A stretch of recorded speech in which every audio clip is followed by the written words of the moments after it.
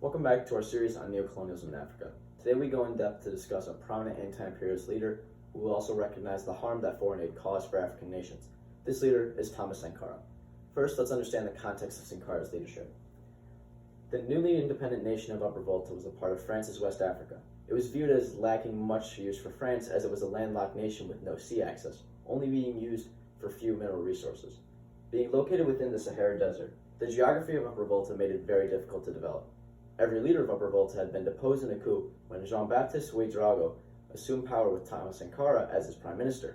Over his tenure, Ouédraogo and Sankara gradually began to disagree with how the country was being run, with Sankara arguing that a leftist approach like that of Libya would help bring Upper Volta the prosperity it so desperately needed.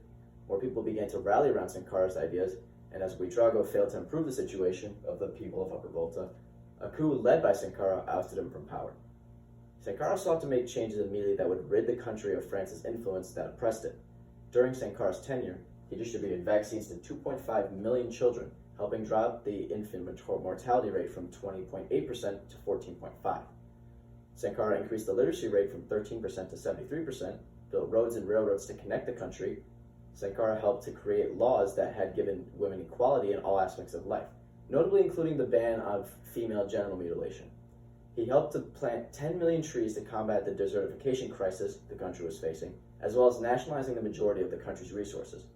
Sankara also changed the name of Upper Volta to Burkina Faso, meaning the land of uncorruptible people.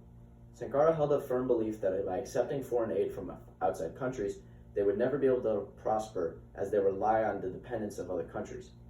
Sankara believed that countries need to be self-sufficient in order to develop and grow, famously saying that, quote, "Those who come with wheat, millet, corn, or milk, they are not helping us. Those who really want to help us can give us plows, tractors, fertilizer, insecticide, watering cans, drills, dams. This is how we would define food aid." This addresses one of the key aspects of neocolonialism that is overlooked by many. What foreign aid does is invites outside countries and corporations in to appear as though they are helping by giving money. But in reality, these outside forces now can exploit the resources of African nations.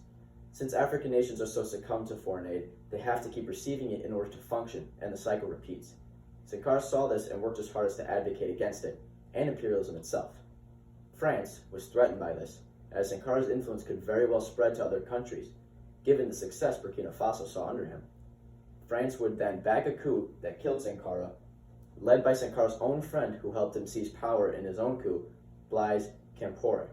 Compaoré sold out to the French later, stating that Sankara had ruined relations with France and he sought to restore them. Now, Burkina Faso has coups all too frequently, and the country is nowhere near the prosperity it was under Sankara. Sankara may have died, but his ideas still resonate with many, and the people of Burkina Faso hope another Sankara will come soon. Thank you for listening.